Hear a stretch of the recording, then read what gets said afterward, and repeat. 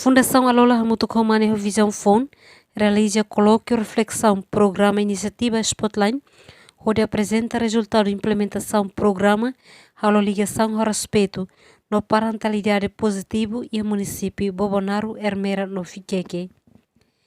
E a Bibangne, diretora executiva Fundação Alola, Maria Imaculada Guterres, jornalista e a Salão City 8 Haslaran Hateten, evento ne o colóquio onde apresenta programa Spotline.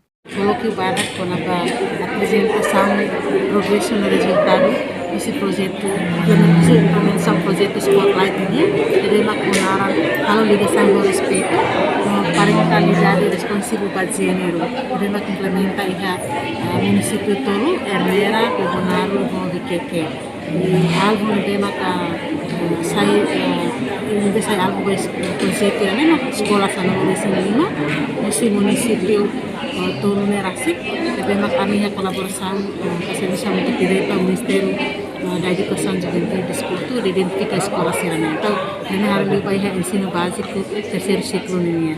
No mostra embaixador União Europeia André Jacob Hateten, ato atinge igualdade de gênero e Timor-Leste, precisa promover inclusão.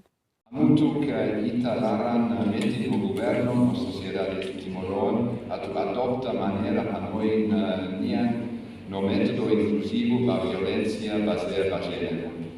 Método nebe la husik ema iha kotruk no halo esforço a atingir mudança concreta iha ema autonomia moris. La discriminação. No nemo secretário de Estado de Igualdade e Inclusão, Maria do Rosário Fátima Hatutan, Hatu agradece a Fundação Alola, Romane Visão Phone, Hamuto com a União Europeia, deve realizar Spotlight. Respeita, saudável e segura e a escola cidadã. À espera que a crise do programa a conecte de respeito, a ligação ao respeito, ela ajuda a prever a violência sobre o feto, no trabalho feto, que qualquer violência do gênero e a escola, a família e a sociedade.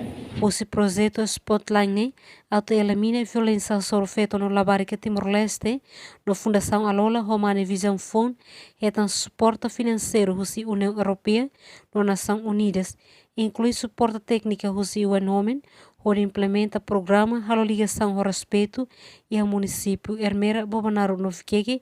O objetivo é capacitar a menor insira no inamang onde compreende quando a consequência de violência contra feto no labaric feto. Merenciana Pinto, Estel News.